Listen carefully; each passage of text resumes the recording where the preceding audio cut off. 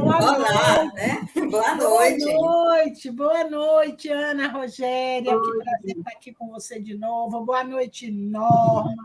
Boa noite, amigos que estão aqui. Começando mais um programa pelo canal Renovando Consciências. Canal que é uma belezurinha. O programa agora é o Evangelho. Não, já me esqueci. Evangelho no Lar Virtual. Nosso Evangelho Deixa eu logo todos falar. os dias. Deixa eu falar com vocês que eu estou com um problema, eu estou esquecida.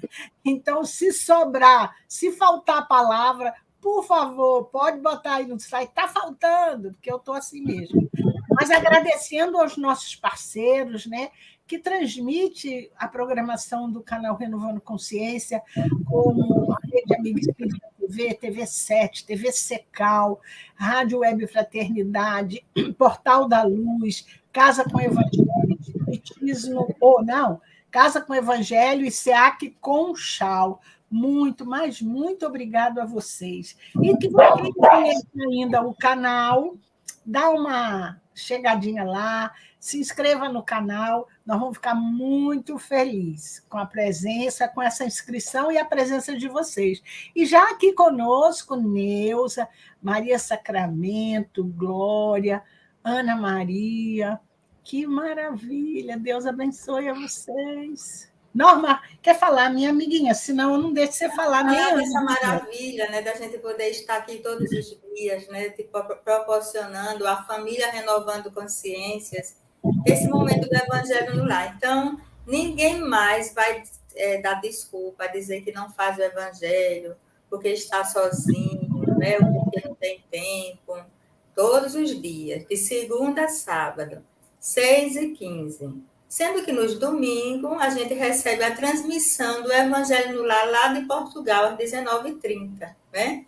Então, é com os nossos irmãos portugueses, lá o Felipe, né, podendo trabalhar na Casa do Evangelho. Então, a gente tem aqui no nosso canal, todos os dias o Evangelho. E quem não pode fazer com a gente ao vivo, né, esse horário, fica gravado. Pode qualquer hora, vai fazer Evangelho de manhã.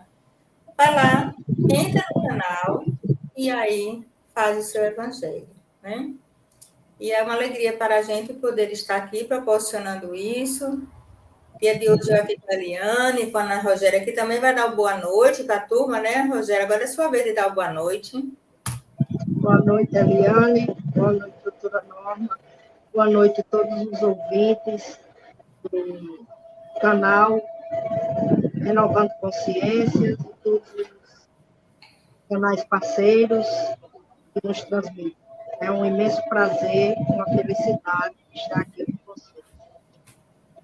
Gratidão, Ana Rogéria, por você estar na nossa equipe. Ana Rogéria sabe, Eliane, que eu vou sempre lembrar, foi dos primeiros assistentes, dos primeiros inscritos no canal, né? E ficava entusiasmada todas as vezes que via, né, a programação, que via as pessoas chegando. Então, a pessoa, para a gente lembrar da frequência da gratidão. Mas a gente hoje, inclusive a gente já vai pedir para a Eliane fazer a leitura da mensagem preparatória, e depois a Ana Rogéria faz a prece, né? Porque hoje a gente tem uma estreia maravilhosa no nosso canal. Hoje, a querida Sâmia, né, vai estar apresentando o programa A Luz do Espiritismo, né?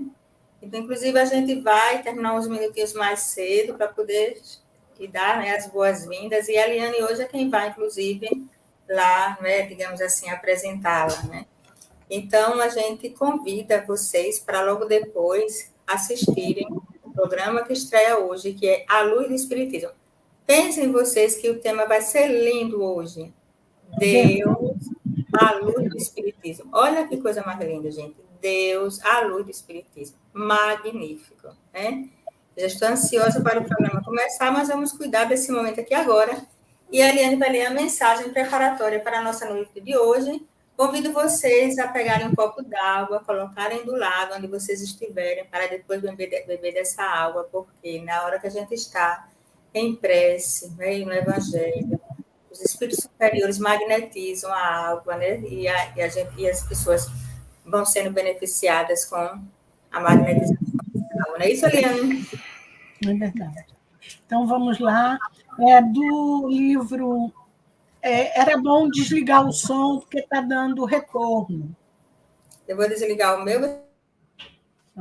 Melhorou, obrigada. Do Minuto de Sabedoria, Carlos Pastorino, abri aleatoriamente na lição 94. Deus habita dentro de você. Deixe, então, que a sua bondade se manifeste através dos seus olhos, tornando-os brandos de compreensão, quentes de compaixão, ternos pelo perdão constante a todos. Que nenhum olhar de impaciência ou condenação tolde a beleza de sua vida. Que a sua fisionomia irradie contentamento de felicidade, de tal forma que todos os que se aproximem de você sejam contaminados pelo seu otimismo. Vamos fazer a nossa prece, fechar os nossos olhos. Podemos fazer uma respiração breve, 3 respirações, só para nos acalmar, consciente, inspirar, segura um pouco e solta, expira. Vamos lá? Inspirar.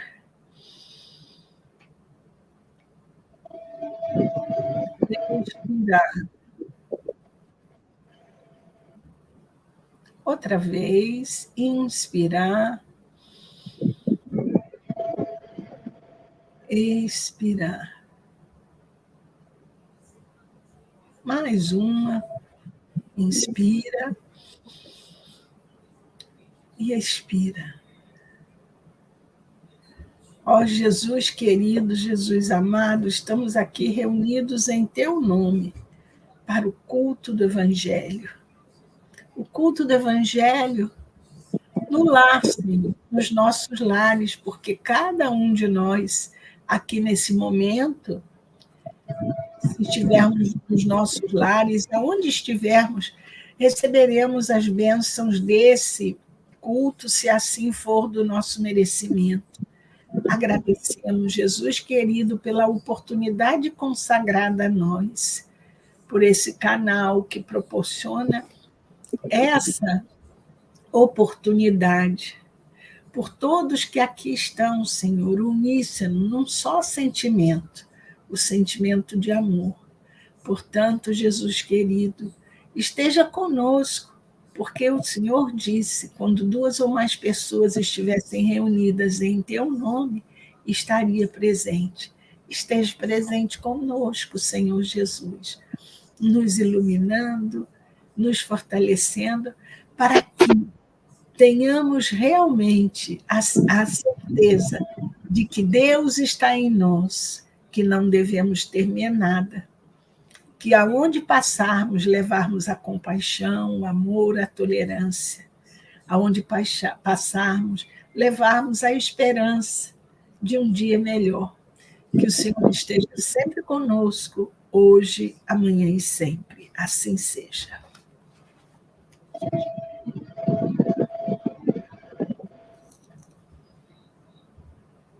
Está sem som, Norma, sem som.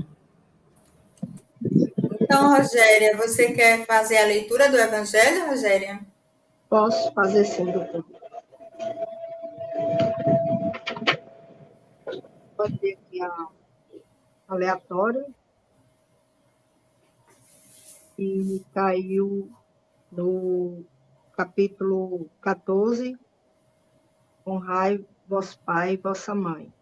O parentesco corporal e o parentesco espiritual. Os laços de sangue não estabelecem necessariamente os laços entre os espíritos. O corpo procede do corpo, mas o espírito não procede do espírito, porque o espírito existia antes da formação do corpo. Não foi o pai quem criou o espírito do filho. Ele não fez senão lhe fornecer um envoltório corporal, mas deve ajudar o seu desenvolvimento intelectual e moral para fazê-lo progredir. Os espíritos que se encarnam numa mesma família, sobretudo entre parentes próximos, são mais frequentemente espíritos simpáticos unidos por relacionamentos anteriores, que se traduzem por sua afeição durante a vida terrestre. Mas pode ocorrer também que esses espíritos sejam completamente estranhos uns aos outros, divididos por antipatias igualmente anteriores, que se traduzem da mesma forma por seu antagonismo na Terra, para lhe servir de prova. Os verdadeiros laços de família não são, pois, os da consanguinidade, mas os da simpatia e da comunhão de pensamentos que une os espíritos antes, durante e após a sua encarnação. De onde se segue que dois seres nascidos de pais diferentes podem ser mais irmãos pelo espírito do que se o fossem pelo sangue. Podem se atrair, se procurar, dar-se bem juntos, enquanto que dois irmãos consanguíneos podem se repelir, como se vê todos os dias, problema moral que só o Espiritismo podia resolver pela pluralidade das existências. Após duas espécies de famílias, as famílias pelos laços espirituais e as famílias pelos laços corporais. As primeiras, duráveis, fortalecem-se pela depuração e se perpetuam no mundo dos espíritos através de diversas migrações da alma. As segundas, frágeis como a matéria, extinguem-se com o tempo e, frequentemente, dissolvem-se moralmente, desde a vida atual. Foi isso que Jesus quis fazer compreender em dizendo aos seus discípulos: eis minha mãe e meus irmãos. Quer dizer, minha família, pelos laços do Espírito. Porque quem quer que faça a vontade do meu Pai, que está nos céus, é meu irmão, minha irmã e minha mãe. A hostilidade de seus irmãos está claramente expressa na narração de São Marcos, uma vez que, disse ele, propunham-se a se apoderar dele sob o pretexto de que havia perdido o espírito. A notícia da sua chegada, conhecendo-lhes os sentimentos a seu respeito, era natural que dissesse, falando dos seus discípulos do ponto de vista espiritual: eis meus verdadeiros irmãos. Sua mãe se encontrava com eles. E generaliza o ensinamento, o que não implica de nenhum modo que tenha pretendido que sua mãe, segundo o corpo, não lhe era nada como espírito, e que não tivesse por ela senão indiferença. Sua conduta, em outras circunstâncias, provou suficientemente o contrário. Que lição pertinente, né? Caiu para a noite de hoje. Mas antes da gente começar as nossas reflexões, quero agradecer aqui tanta gente linda que está aqui, né? Como a Eliane já citou, né? A Neuza Maria Sacramento, né? A Glória, Ana Maria, né? Que é minha amiga, a Aninha, viu, Eliane? Faz o curso transpessoal com a gente. Valdilene, Valdenice está aqui, né? Também aqui conosco, Margarete, e o Paulo, o nosso querido Paulo, né, que trabalha do canal, também está aqui, né, dando boa noite para a gente. Boa noite, Ana, Eliane e Norma, né?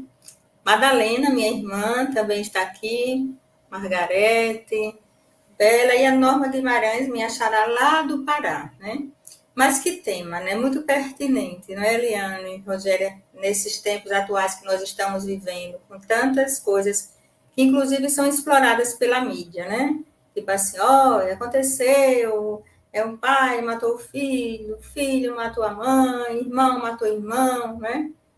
E esse capítulo, que eu gosto muito, né, do Evangelho, aliás, todo o Evangelho é lindo, mas quando fala da parentela corporal e da parentela espiritual, nos remetendo ao que, né, quando Jesus disse, né, quando ele, Pai Nosso, já estava dizendo que todos nós somos irmãos, filhos do mesmo Pai, né? todos nós somos irmãos, né? Que na nossa jornada evolutiva, a gente passa por experiências, né, com núcleos familiares que não são os mesmos a cada encarnação, a cada reencarnação. Os núcleos não se repetem, né, os mesmos núcleos, embora muitas vezes espíritos afins reencarnem juntos, né, em muitas existências, mas também os não afins, os devedores, também reencarnam juntos, né, com o propósito de que realmente a gente estabeleça esses laços fraternos, né? Então, o que a gente vai ver? Que nas famílias existem diferenças de manifestações do afeto. Tem pessoas que chegam na clínica e dizem, eu tenho mais afinidade com fulano, que não é meu irmão, do que com meu próprio irmão, ou com minha própria irmã. A gente cansa de ouvir isso, né? Na clínica, as pessoas manifestarem dessa forma, né? E a gente, quando estuda a luz da doutrina espírita, a gente compreende esses afetos, afinidades, né? Os desafetos, né? Um caso que lembra muito essa lição é aquele caso de Sergismundo no livro Missionários da Luz. Retrata bem isso, né? Sergismundo, ele, em reencarnação anterior, era amigo de Adelina e de Raquel. Eram 3 amigos. No decorrer, Sergismundo se apaixona por Raquel. E ele não contém a sua paixão. Na verdade, não é amor, porque se fosse amor, ele compreenderia, né, que ele deveria, digamos assim, renunciar, né, e, digamos assim, respeitar, né, o casal e tudo. Mas ele, o que acontece? Ele se apaixona, se deixa levar pela paixão, vai ao extremo de assassinar Adelino para ficar com Raquel. E aí, a gente que na doutrina espírita tem a bênção de conhecer esse fenômeno natural da vida, que é a imortalidade da alma, já sabe o que aconteceu, né? Adelino, um espírito mediano, como a gente, desencarnou profundamente revoltado, magoado, decepcionado. Imagine o seu melhor amigo ou a sua melhor amiga fazendo isso com você, né? De chegar ao ponto de lhe matar para ficar com o seu parceiro ou a sua parceira. Passa um tempo se digladiando no mundo espiritual. Chega um momento em que são recolhidos pelas equipes socorristas. Adelino reencarna primeiro, novamente como esposo de Raquel. Eles têm um filho, mas é planejado para resolver aquela contenda que foi desencadeada pela atitude incoerente de Sergismundo. O planejamento é que Sergismundo vai ser filho de Adelino, né? E aí vocês imaginem, tem mais ou menos uma ideia, que é o que acontece depois, por exemplo, quando Adelino já está se preparando, ou melhor dizendo, Sergismundo já está lá nas câmaras da reencarnação, se preparando para voltar, para se unir, né, a Raquel no processo da gestação. O que acontece? Quem leu lembra, né? Adelino começa a ter pesadelos horríveis. E nesses pesadelos ele vê um monstro se aproximando. A simbologia do pesadelo, né? Quem era esse monstro? Na verdade, simbolicamente, Sergismundo teve uma atitude monstruosa quando o assassinou para ficar com a esposa dele. Ocorre uma reunião de emergência no plano espiritual, onde no desdobramento, pelo sono, eles se encontram, Adelino, Raquel, a futura mãe, né, de Sergismundo, com Sergismundo e com a equipe responsável pela reencarnação deles, onde eles recebem orientação da necessidade, né, de poder aceitar, de perdoar, de exercitar já dali o perdão. Porque se Adelino continuasse no ressentimento, na mágoa, poderia até acontecer um aborto espontâneo. Foi aí, nesse caso de Segismundo, que eu descobri que o homem também pode abortar, provocar um aborto, psicologicamente. Não é porque está na barriga da mãe, que não tem influência, não. Está na barriga da mãe, mas o pensamento, o sentimento do homem pode provocar um aborto. Então, o que a gente imagina nessa trama aí? Claro que eles estavam sendo bem assessorados, bem orientados, se comprometendo. Mas podia acontecer no dia a dia, quando o Segismundo voltasse, né? Mesmo o casal, inclusive, para amenizar a barra do casal, eles receberam uma filhinha antes, né? Que acho que já estava em torno de uns 3 anos, se preparando para poder depois, né, receber o Segismundo. Mas poderia acontecer de ser o que a gente vê no dia a dia, muito. Aquele pai que é cismado com um filho. Tem 3, 4, 5 filhos, mas tem um que ele não gosta. E, às vezes, é o filho que faz tudo por ele. É aquele, inclusive, quando ele fica doente, que vai socorrer.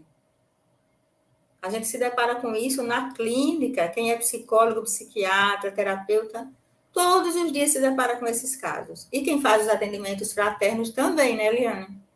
Chegam esses casos. A mãe chegar a dizer assim, mas eu não sei o que é que eu faço. A filha que é melhor para mim é justamente ela não tem afinidade, não me bato com ela. E já a outra que me dá trabalho, que faz isso e aquilo, mas esses laços que vêm do passado para se resolver, né? E que não é para a gente chegar e dizer assim, é porque deve ter sido um inimigo no passado. Não, justamente aquela situação é para que a gente transcenda, para que a gente transmute, para que a gente refaça os laços, onde muitas vezes nós fomos copartícipes no passado, contribuímos para aquela situação. E mesmo que a gente não tenha contribuído, como no caso de Adelino, foi Segismundo, né, quem o matou para ficar com a esposa dele, ele provavelmente ia lutar muito para vencer o ressentimento, a mágoa, mas ia ser aquele filho que ele ia olhar e não ia ter afinidade. Ia ter dificuldade, podia até se esforçar, né? Por sua vez, Segismundo, movido pela culpa, aí justifica quando os pais dizem assim, justamente o filho que faz tudo por mim só é aquele que eu não gosto. Aí, naturalmente, Segismundo, que ele estava movido pela culpa, inclusive lá ainda na Câmara da Reencarnação, ele é chamado a atenção que se ele não se liberasse daquela culpa, daquela depressão, daquela tristeza, ele poderia prejudicar o corpo dele. E aí, essa culpa, muitas vezes, que faz com que o filho faça tudo, né? Na tentativa de se redimir, porque inconscientemente ele sabe que foi ele o responsável por ter criado aquela relação difícil. Nem sempre, outras vezes não foi, né? Talvez, às vezes foi até a própria pessoa que tem dificuldade, né? Mas ele está ali também na sua condição de amorosidade, de cuidar daquele relacionamento difícil. Mas eu acho que eu já falei demais, né? Agora é vocês, não é isso, gente? Esse caso que você levantou, né, é um caso muito conhecido, né, na literatura espírita, mas eu gostaria de voltar aqui no texto, porque a Norma explicou bem com um caso real. E a gente precisa entender que muitas vezes a gente reclama da família em que a gente está, ou porque a gente não tem afinidade, ou porque não tem afinidade, não tem ligação, e por brigas, eu conheço alguns casos assim também, mas ali é a nossa oportunidade de redenção. É a grande oportunidade que a gente tem. Porque quando a gente fala assim, que Jesus vem ensinar o amor, e onde ele diz que ele não veio destruir a lei, mas pôr em prática a lei, e que a lei podia ser resumida em 2 mandamentos, amar a Deus sobre todas as coisas e ao próximo como a ti mesmo, é esse amor que a gente tem que buscar, amar esse próximo, que é um próximo distante. É o próximo, parece paradoxal, né? Mas é o próximo que causa está próximo, mas a gente tem uma certa distância dele, uma repulsa. Mas ali está a forma de redenção. Quando a gente compreende que nós estamos reencarnando, não é a primeira vez que a gente está aqui na Terra, não é a primeira vez que a gente está encontrando com essas pessoas, e que não estamos sós, porque aqueles espíritos afins nossos, se eles não tiverem reencarnados, e se estiverem no mundo espiritual, eles estão muito próximos da gente. E, às vezes, eles reencarnam e se tornam amigos, porque a afinidade é grande. Mas a gente não deve perder essa oportunidade. Aí está a misericórdia de Deus. Porque como eu posso provar que eu sou capaz de perdoar? Eu tenho que viver a experiência para que eu perdoe, para que o amor nasça em mim. Aliás, ele nasça, não, eu acho que o verbo não é nascer, que ele desenvolva em mim. Porque nós somos filhos de Deus, herdeiros de Deus. Então, nós herdamos de Deus esse infinito amor. Só que a gente não está, né, com essa bola toda de infinito amor, né, gente? Mas a gente tem o amor, essa sementinha em nós. E ele só vai florescer quando a gente aprender a tolerar, quando a gente aprender a perdoar, quando a gente aprender a ter paciência com o outro. Então, aí está a misericórdia de Deus e o amor de Deus por nós, porque ele dá essa oportunidade. Ele não lhe leva para o inferno ad infinito. Ninguém vai parar, né, Norma, no inferno porque errou, porque matou alguém. Mas a hora que você se redime e quer reparar isso, o mal que você produziu a alguém, seja qualquer tipo de mal, porque também está escrito no céu e inferno, a memória vai embora, no céu e inferno, que nenhum bem fica descoberto, assim como nenhum mal. E, às vezes, a gente faz pequenas coisas com as pessoas que a gente nem imagina que é um mal. A gente fala determinadas coisas com as pessoas que fere, e a gente acha que não é um mal. Mas aí, quando a gente se toca, desculpa e tal, isso é um ponto, gente, muito positivo, porque isso é grandeza de alma. Então, a nossa família é a oportunidade que a gente tem de resgatar, de aprender a amar. E esses vão passar. A gente aprende tanto a amar, né? Em alguns casos, a gente aprende a amar. A gente aprende a compreender o limite. A gente perdoa sem saber que está perdoando. A gente não sente mais, eu não sei explicar isso, Norma, mas a gente não sente mais aquela angústia dentro da gente, que não sabe por que a gente tem aquela repulsão.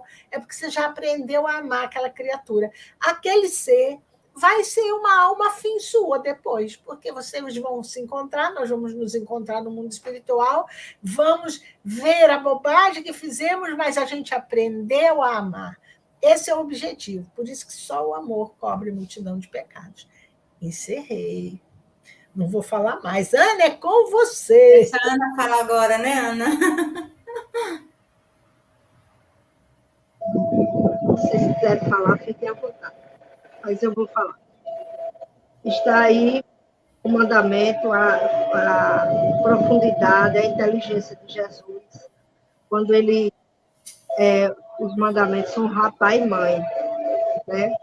Porque justamente a gente não tem como amar de cara essas pessoas que a gente reencarna, esses desafetos, e a gente sente dentro da gente aquela repulsa, aqueles sentimentos, né, tão tristes, né, em relação àquele irmão que a gente está reencarnado na mesma família.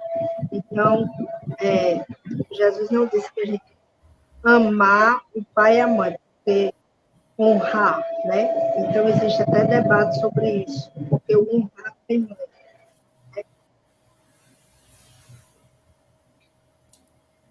Pois é, e nas famílias, eu acho interessante porque você não reencarna sempre na mesma família, né? Então, tipo assim, a cada família que você vai mudando, embora alguns membros se repitam, você vai expandindo a sua capacidade de amar, porque você vai conhecendo novas pessoas, não é isso? Você vai desenvolvendo nossos laços e essa família vai crescendo, crescendo, crescendo cada vez mais, né? A sabedoria divina, sim, é uma coisa assim que a gente fica assim maravilhado, né? Mas assim, esse tema é um tema assim muito profundo. A gente vê que no capítulo todo Ô, são Norma, vários pontos que a gente podia desenvolver. Pode falar, Eliana. você falou isso, foi hiper apropriado, porque expande o amor, né? Expande o amor, é uma coisa fantástica. E a gente só aprende a amar conhecendo. Você já reparou isso? Tem o seu Conhecer. Manuel. Quem é seu Manuel? Não sei. É aquele homem que passa por mas não sei. Eu não tenho nenhuma ligação afetiva com ele.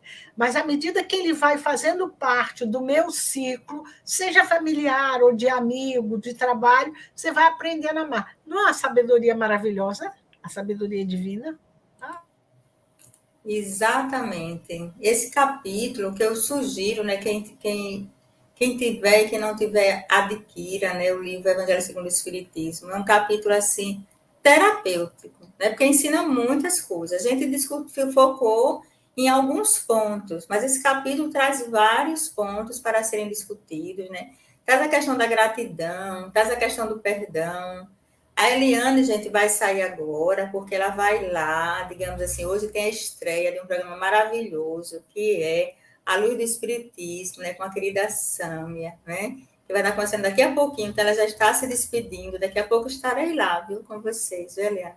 Assistir, a gente já convida o pessoal para assistir. Tchau, Eliane, a gente vai Um beijo finalizando para todos, aqui viu? também, viu? Paulo, Margarete, A gente Valdir, agradece a turma Valdemir. aqui, até de Portugal, nos assistindo nesse momento, a turma do Rio Grande do Sul, muita gente aqui do Brasil, né, de Salvador, né, Do aqui Pará, Rondônia. isso, É de muita vários gente. Rio locais. Grande do Sul. Deus abençoe a todos. Tchau, Ana. Um Tchau, beijo. Helena, até daqui a pouco. Encontro vocês lá, viu? Daqui a pouco, viu? Então, né, Ana? Tchau. Deixa eu até aqui. Então, né, como eu disse, esse capítulo é muito profundo, que a gente pode mergulhar na reflexão sobre a gratidão, na reflexão sobre a expansão do amor, na reflexão sobre o perdão, sobre a acolhida, né? Sobre muitas coisas. É um capítulo que, assim, sempre que eu leio, para mim, tipo assim, ele me traz novas compreensões, né? E é um capítulo que eu considero terapêutico, porque a gente se vê dentro dele, a gente se vê ali, vê a necessidade que a gente tem de estar se renovando sempre, né? Em alguma situação da nossa vida se encaixa. E aí, a gente vai por hoje, né, finalizar aqui esse nosso programa de hoje. Eu vou pedir a. Mas antes, eu quero ler uma mensagem, sabe, que eu achei assim muito oportuna. Estava, antes da gente finalizar, e você faz a prece, tá certo, Ana Rogéria? Eu achei muito interessante, sabe? Que é, deixa eu só um instante aqui, acender aqui para facilitar a leitura. Melhorou agora. Que é obreiro sem fé, para a gente finalizar. Em todos os lugares, vemos o obreiro sem fé, espalhando inquietação e desânimo. Essa mensagem, na verdade, é de Emmanuel, que ele faz uma reflexão no livro de Tiago, capítulo 2, versículo 18, né, nas cartas universais. E aí começa, a frase de Tiago é o seguinte: de fato, alguém poderá objetar-lhe: tu tens a fé e eu tenho as obras. Mostra-me a tua fé sem as obras, e eu te mostrarei a fé pelas minhas obras. Vejamos o que Emmanuel discorre sobre esse trocadilho, né? Olha o que ele diz: obreiros sem fé. Em todos os lugares, vemos o obreiro sem fé, espalhando inquietação e desânimo. Devota-se a determinado empreendimento de caridade e abandona-o de início, murmurando: para quê? O mundo não presta. Quanta gente, né, que está ocioso, paralisado, achando que diante de tantas coisas ruins que estão acontecendo no planeta, que tem até uma frase popular que eu não sei se vocês conhecem aí no Rio Grande do Norte, mas aqui a gente utiliza muito, Rogéria: uma andorinha só não faz verão. Vocês conhecem essa expressão aí? Aqui a gente utiliza muito. Sim, doutora, demais. Né? Uma dorinha só não faz verão. Então, né? Não adianta fazer nada. É assim que o pessoal diz. Isso. E aí, Emmanuel continua. Compromete-se em deveres comuns e, sem qualquer mostra de persistência, se faz demissionário de obrigações edificantes, alegando: não nasci para o servilismo desonroso. Aproxima-se da fé religiosa para desfrutar-lhe os benefícios, entretanto, logo após, relega ao esquecimento, asseverando: tudo isto é mentira e complicação. Então, muitos chegam nos centros espíritas, né, ali, entusiasmados, pedindo ajuda nas igrejas evangélicas, nas igrejas católicas, nos templos religiosos em geral, não é isso? E chegam, na maioria das vezes, querendo ajuda, querendo consolo para as suas aflições. E logo, logo, muitos desacreditam, né? Ah, isso aí não vai me ajudar, isso aí não vai mudar minha vida, pensei que era uma coisa, e na verdade encontrei outra. E Emmanuel continua. Se convidado à posição de evidência, repete o velho estribilho: não mereço, sou indigno. Quando é chamado para uma tarefa, diferente de Ana Rogéria, que quando foi convidada para o Evangelho no Lar, doutora, obrigada pela oportunidade, não foi assim que você agiu, não foi? Mas tem gente que fica, eu não sei se eu posso, se eu devo, se eu sou capaz, se eu mereço, não é isso? Isso. Então, se trazido a testemunhos de humildade, afirma sob manifesta revolta: quem me ofende assim? E transita de situação em situação, entre a lamúria e a indisciplina, com largo tempo para sentir-se perseguido e desconsiderado. Em toda parte, é o trabalhador que não termina o serviço, porque se responsabilizou, ou o aluno que estuda continuadamente, sem jamais aprender a lição. Estamos estudando o Evangelho há anos, né? Mas praticar a gente ainda tem, né, uma grande distância, né?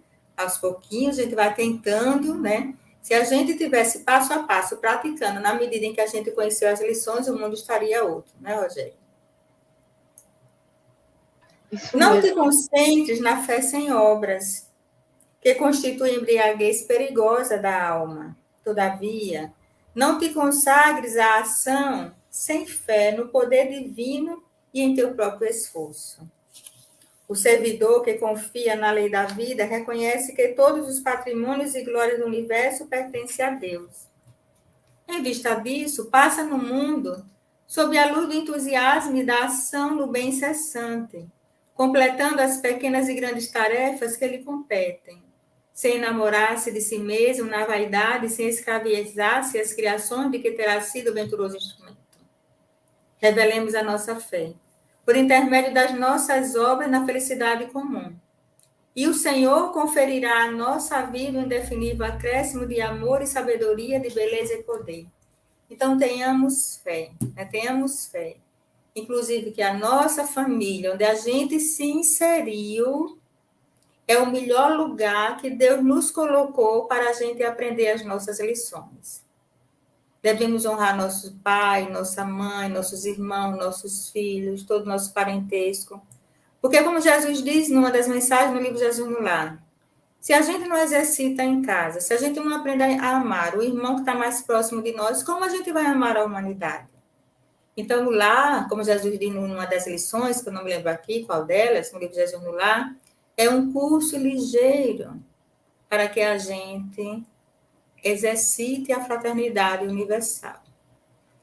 E com essas palavras, a gente pede agora a Ana Rogéria, que se sentir necessidade, faça considerações a respeito disso e depois faça a nossa prece para que a gente possa depois ir para assistir à estreia do programa com Sâmia. A luz, Deus, a luz do Espiritismo. Olha que lindo, gente. Eu estou ansiosa. Não é isso? Tá, Rogéria? Então, vou fazer a prece, para não nos prender mais aqui, para irmos para a outra live. Palavras que foram muito bem colocadas, um ensinamento que é muito belo, o Evangelho, ele, todo ele, a gente pode ler ele e leio várias vezes, mas todo dia vai ter algo diferente. Os olhos da gente vai mudando, a nossa visão, a nossa consciência.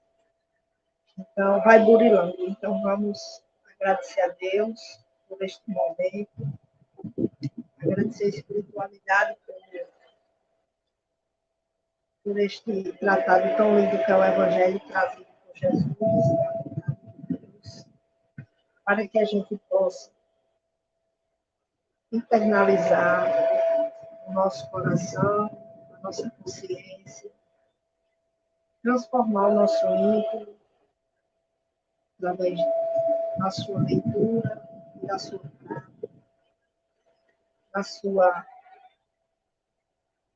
lucidez que a gente recebe, toca o nosso coração, que a gente possa obedecer, seguir o que Ele quer que a gente faça, transformar o ódio em amor, o desafeto em amor, a tristeza em alegria, o não perdão pelo perdão. E assim a gente melhorar esse estado aqui mesmo nesta terra, poderemos ser felizes quando deixarmos que as virtudes brotem dentro de nós. Muito obrigada, Jesus, a espiritualidade amiga, que assim seja.